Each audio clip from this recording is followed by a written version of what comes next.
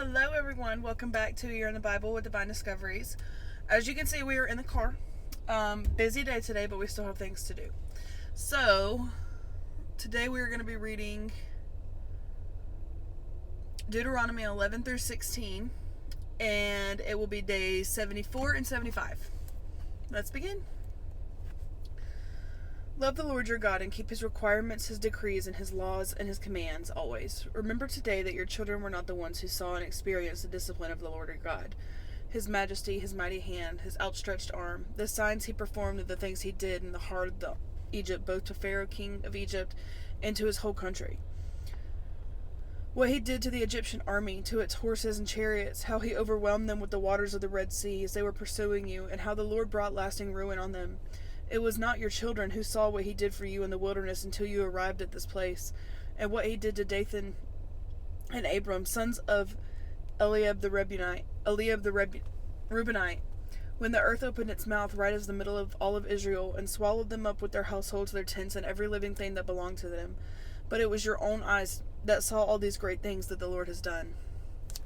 Observe, therefore, all the commands I am giving you today, so that you may have the strength to go in, take over the land that you are crossing the Jordan to possess, and so that you may live long in the land that the Lord swore to your ancestors to give to them and their descendants, a land flowing with milk and honey.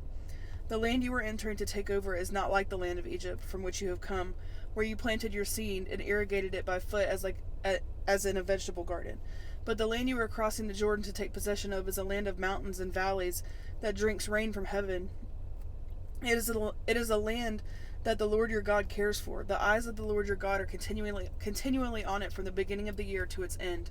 So if you faithfully obey the commands I am giving you today, to love the Lord your God and serve him with all your heart and with all your soul, then I will send rain on your land in its season, both autumn and spring rain, so that you may gather in your grain,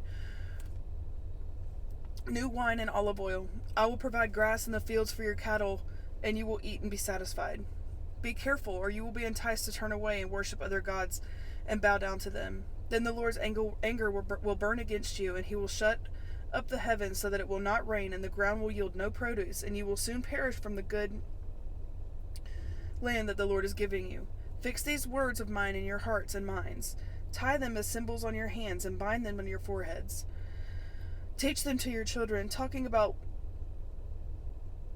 them when you sit at home and when you walk along the road, when you lie down or when you get up. Write them on the doorframes of your houses and your gates, so that your days and the days of your children may be many in the land that the Lord swore to give to your ancestors, as many as the days that the heavens are above the earth. If you carefully observe all these commands I am giving to you to follow, the love of the Lord your God, to walk in obedience with him and to hold fast to him, then the Lord will drive out all the nations before you, and you will dispossess nations larger and stronger than you.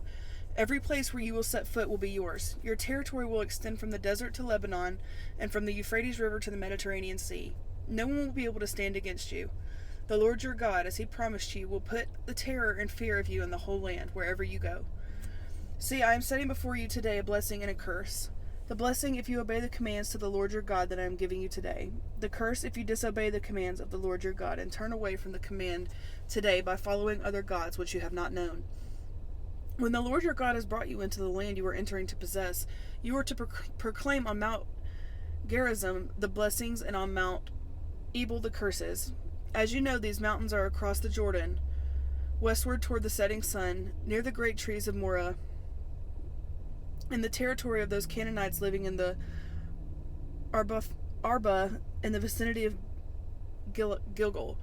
You are about to cross the Jordan and enter and take possession of the land that the Lord your God is giving you. When you have taken it over and are living there, be sure that you obey all the decrees and laws that I am setting before you today. These are the decrees and laws that you must be careful to follow in the land of the Lord, in the land that the Lord, the God of your ancestors, has given you to possess, as long as you live in the land. Destroy completely all the places on the high mountains, on the hills, and under every spreading tree, where the nations you are dispossessing worship their gods. Break down their altars, smash their sacred stones, and burn up their Asherah poles in the fire. Cut down the idols of their gods and wipe out the names from those places. You must not worship the Lord your God in their way, but you are to seek the place the Lord your God will choose from among all of your tribes to put his name there for his dwelling. To that place you must go. There bring your burnt offerings and sacrifices, your tithes and special gifts, and what you have vowed to give in your freewill offerings, and the firstborn of your herds and flocks. There, in the presence of the Lord your God, you and your family shall eat and shall rejoice in everything you have put your hand to, because the Lord your God has blessed you.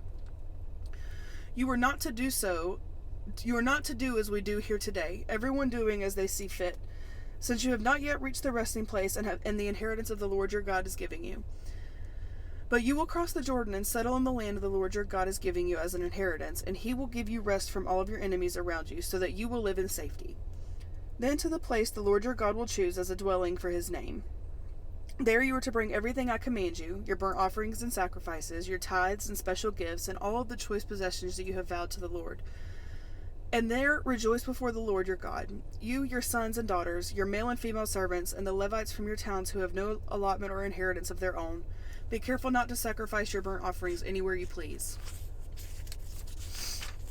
Offer them only at the place that the Lord will choose in one of your tribes, and there observe everything I command you. Nevertheless, you may slaughter your animals in any of your towns and eat as much of the meat as you want, as if it were gazelle or deer, according to the blessing of the Lord your God gives you. Both the ceremonially unclean and clean may eat it. But you must not eat the blood. Pour it on the ground like water. You must not eat in your own towns the tithe of your grain and the new wine and olive oil, or your firstborn of your herds and flocks, whatever you have vowed to give, or your freewill offerings or special gifts. Instead, you are to eat them in the presence of the Lord your God, at the place the Lord your God will choose. You, your sons, your daughters, your male and female servants, and the Levites from your towns. And you are to rejoice before the Lord your God in everything that you put your hand to. Be careful not to neglect the Levites as long as you live in your land. When the Lord your God has enlarged the territory as he promised you, and you crave meat and say, I would like some meat, then you may eat as much of it as you want.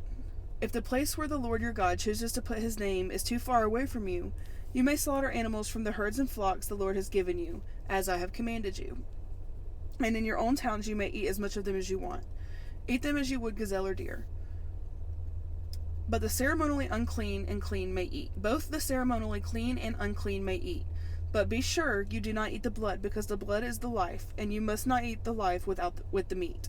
You must not eat the blood. Pour it out on the ground like water. Do not eat it, so that it may go well with you and your children after, because you will be doing what is right in the eyes of the Lord. But take your consecrated things and whatever you have vowed to give, and go to the place the Lord will choose. Present your burnt offerings on the altar of the Lord your God, both the meat and the blood. The blood of your sacrifices must be poured beside the altar of the Lord your God, but you may eat the meat. Be careful to obey all these regulations I am giving you, so that it may always go well with you and your children after you, because you will be doing what is good and right in the eyes of the Lord your God. The Lord your God will cut off before you the nations you are about to invade and dispossess. But when you have driven them out and settled in their land, and after they have been destroyed before you, be careful not to be ensnared by inquiring about their gods, saying, how do these nations serve their gods? Will we do the same? We will do the same. You must not worship the Lord your God in their way, because in worshiping their gods they do all kinds of detestable things the Lord hates. They even burn their sons and daughters in the fire as sacrifices to their gods. See that you do all I command you. Do not add to it or take away from it. If a prophet or one who foretells by dreams appears among you and announces that to you a sign or wonder, and if the sign or wonder spoken of takes place and the prophet says, let us follow other gods you have not known, and let us worship them, you must not listen to the words of that prophet or dreamer. The Lord your God is testing you to find out whether you love him with all your heart and with all of your soul. It is the Lord your God you must follow, and him you must revere. Keep his commands and obey him. Serve him and hold him fast to him. That prophet or dreamer must be put to death for enticing rebellion against the Lord your God, who brought you out of Egypt and redeemed you from the land of slavery. That prophet or dreamer tried to turn you from the way of the Lord your God commanded you to follow. You must purge the evil from among you. If your very own brother, your very own daughter, or your wife, or the wife you love, or your closest friend secretly entices you, saying, let us go and worship other gods that neither of you nor your ancestors have known, gods of other peoples around you, whether near or far, from one end of the land to the other. Do not yield to them or listen to them. Show them no pity. Do not spare them or shield them. You must certainly put them to death. Your hand must be the first in putting them to death. and in the hands of all of the people. Stone them to death because they tried to turn you away from the Lord your God, who brought you out of Egypt, out of the land of slavery. Then all of Israel will hear and be afraid, and no one among you will do such an evil thing again. If you hear it said about one of the towns the Lord your God is giving you to live in, that troublemakers have arisen among you and have led people to go of their town to go astray, saying, "Let us go and worship other gods you have not known," then you must inquire, probe and investigate it thoroughly, and if it is true, it has been proved that the detestable thing has been done among you, you must certainly put the sword to all who live in that town. You must destroy it completely, both its people and its livestock. You are to gather all the plunder of the town in the middle of the public square and completely burn the town and all of its plunder as a whole burnt offering to the Lord your God. That town is to remain a ruin forever, never to be rebuilt, and none of the condemned things are to be found in your hands. Then the Lord will turn from his fierce anger, will show you mercy, and will have compassion on you. He will increase your numbers, as he promised an oath to your ancestors. Because you obey the Lord your God by keeping all his commands that I am giving you today and doing what is right in his eyes. You are the children of the Lord your God. Do not cut yourselves or shave the front of your heads for the dead. For you are a people holy to the Lord your God. Out of all the peoples on the face of the earth, the Lord has chosen you to be his treasured possession. Do not eat any detestable thing. These are all the animals that you may eat: the ox, the sheep, the goat, the deer, the gazelle, the roe deer, the wild goat, the ibex, the antelope, the mountain sheep. You may eat any animal that has a divided hoof and chews the cud. However, of those that chew the cud or that have divided hoof, you may not eat the camel, the rabbit, or the hyrax. Although they chew the cud, they do not have a divided hoof. They are ceremonially unclean for you. The pig is also unclean. Although it has a divided hoof, it does not chew the cud. You are not to eat their meat or touch their carcasses. Of all the creatures living in the water, you may eat any that has fish and scales, but anything that does not have fins and scales, but anything that does not have fins and scales you may not eat. For you it is unclean. You may eat any clean bird, but these you may not eat: the eagle, the vulture, the black vulture, the red kite, the black kite, and any kind of falcon, any kind of raven, the horned owl, the screech owl, the gull, any kind of hawk, the little owl, the gray owl, the white owl, the desert owl, the osprey, the cormorant, the stork, any kind of heron, the hoopoe, and the bat. All flying insects are unclean to you. Do not eat them. But any winged creature that is clean you may eat. Do not eat anything you find already dead. You may give it to the foreigner residing in any of your towns, and they may eat it, or you may sell it to any other foreigner. But you are a people holy to the Lord your God. Do not cook a young goat in its mother's milk. Be sure to set aside 1/10 of all of your field's produce each year. Eat the tithe of your grain, new wine and olive oil, and the firstborn of your herds and flocks in the presence of the Lord your God at the place he will choose as a dwelling for his name, so that you may learn to revere the Lord your God always. But if that place is too distant, you have been blessed by the Lord your God, and cannot carry your tithe because of the place your Lord will choose to put his name on is so far away, then exchange your tithe for silver, and take the silver with you, and go to the place the Lord your God will choose. Use the silver to buy whatever you like: cattle, sheep, wine, or other fermented drink, or anything you wish. Then you and your household shall eat there in the presence of the Lord your God, and rejoice.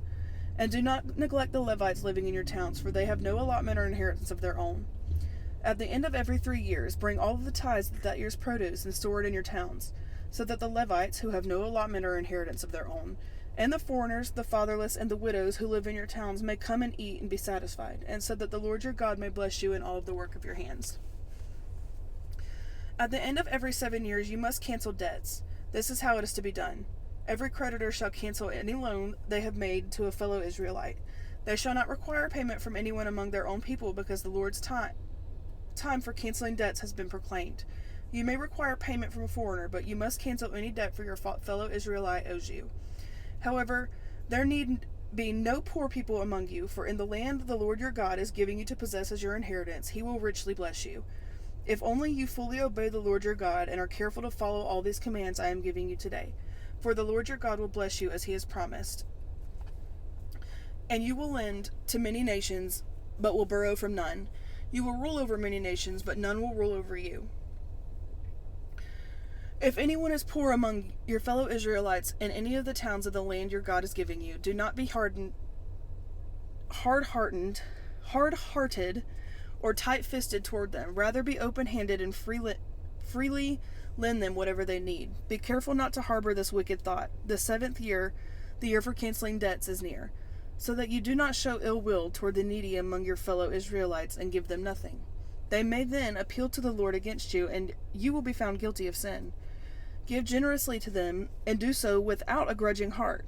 Then because of this, the Lord your God will bless you in all of your work and in everything that you put your hand to. There will always be poor people in the land. Therefore, I command you to be open-hearted toward your fellow Israelites who are poor and needy in your land. If any of your people, Hebrew men or women, sell themselves to you and serve you 6 years, and the 7th year you must let them go free. And when you release them, do not send them away empty-handed. Supply them liberally from your flock and threshing floor and your winepress. Give to them as the Lord your God has blessed you. Remember that you were slaves in Egypt, and the Lord your God redeemed you. That is why I give you this command today. But if your servant says to you, I do not want to leave you, because he loves you and your family and is well off with you, then take an awl and push it through his earlobe into the door. Then he will become your servant for life. Do the same for your female servant. Do not consider it a hardship to set your servant free, because their service to you these 6 years has been worth twice as much of that as a hired hand, and the Lord your God will bless you in everything you do. Set apart for the Lord your God every firstborn male of your herds and flocks. Do not put the firstborn of your cows to work, and do not shear the firstborn of your sheep. Each of you and your family are to eat them in the presence of the Lord your God in the place he will choose. If an animal has a defect, is lame or blind, or has any serious flaw, you must not sacrifice it to the Lord your God. You are to eat it in your own towns. Both the ceremonially unclean and clean may eat it as if it were a gazelle or deer, but you must not eat the blood. Pour it on the ground like water. Observe the month of Aviv and celebrate the Passover to the Lord your God, because in the month of Aviv he brought you out of Egypt by night. Sacrifice as the Passover to the Lord your God an animal from your flock or herd at the place your Lord will choose as a dwelling for his name. Do not eat it with bread made with yeast, but for 7 days eat unleavened bread, the bread of affliction, because you left Egypt in haste, so that all the days of your life you may remember the time of your departure from Egypt. Let no yeast be found in your possession in all your land for 7 days.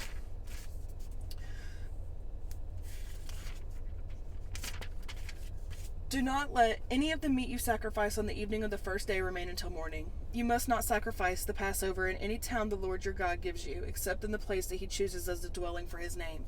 There you must sacrifice the Passover in the evening when the sun goes down, on the anniversary of your departure from Egypt. Roast it and eat it in the place the Lord your God will choose. Then in the morning return it to your tents. For 6 days eat unleavened bread, and on the 7th day hold an assembly to the Lord your God and do no work. Count off 7 weeks from the time you begin to sickle to the standing grain. Put the sickle to the standing grain. Then celebrate the festival of weeks to the Lord your God by giving a free will offering in proportion to the blessings the Lord your God has given you. And rejoice before the Lord your God at the place that he will choose as a dwelling for his name. You, your sons and daughters, your male and female servants, the Levites in your towns, and the foreigners, the fatherless and the widows living among you. Remember that you were slaves in Egypt, and follow carefully these decrees. Celebrate the festival of tabernacles for 7 days after you have gathered the produce of your threshing floor and your winepress. Be joyful at your festival, you, your sons, your daughters, your male and female servants, and the Levites, the foreigners, the fatherless, and the widows who live in your towns. For 7 days celebrate the festival to the Lord your God at the place the Lord will choose. For the Lord your God will bless you with all of the harvest and in all of the work of your hands, and your joy will be complete. 3 times a year, all your men must appear before the Lord your God at the place he will choose, at the festival of unleavened bread, the festival of weeks, and the festival of tabernacles. No one should appear before the Lord empty-handed. Each of you must bring a gift in proportion to the way that the Lord your God has blessed you. Appoint judges and officials for each of your tribes in every town the Lord your God is giving you, and they shall judge the people fairly. Do not pervert justice or show partiality. Do not accept a bribe, for a bribe blinds the eyes of the wise and twists the words of the innocent. Follow justice and justice alone, so that you may live and possess the land that the Lord your God is giving you. Do not set up any wooden Asherah pole beside the altar you build to the Lord your God, and do not erect a sacred stone, for these the Lord your God hates. All right. Another long one today. So for 11 through 13, I have 3 reflection questions. So let's begin. Number 1, how can we ensure that we are not allowing our hearts to be led astray by external influences or by our own desires? Number 2, what does it mean to keep the commandments and the statutes of the Lord? Number 3, what are the consequences of following a false prophet, and how does this apply to situations where we might be tempted to stray away from God? All right, so questions 1 through 3 for Deuteronomy 14 through 16. Okay. What are the dietary laws mentioned, and what might be the purpose of these laws? Number 2, what 3 festivals are highlighted in these chapters, and how do they encourage thanksgiving and reflection? And number 3, how do the topics of diet, debt, and festivals relate to each other, and how can we apply these lessons to our lives today? All right, that concludes day 74 and 75. Tomorrow we will be moving on to 76 and 77. And that will be Deuteronomy 17 to 23. All right, let's go ahead and jump into our prayer. Dear God, lately I have been so worried about the things that are out of my control. Lord, help me to trust that you are working every little detail of my life out. I don't want to fear, and I don't want to doubt you. I want to fully trust you in all that I go through. So Lord, please increase my faith and teach me how to keep my eyes on you, even when it's hard to. I need you, and I can't do this on my own. I know you are here with me. In Jesus' name I pray. Amen. All right, guys, I'll see you tomorrow. Bye.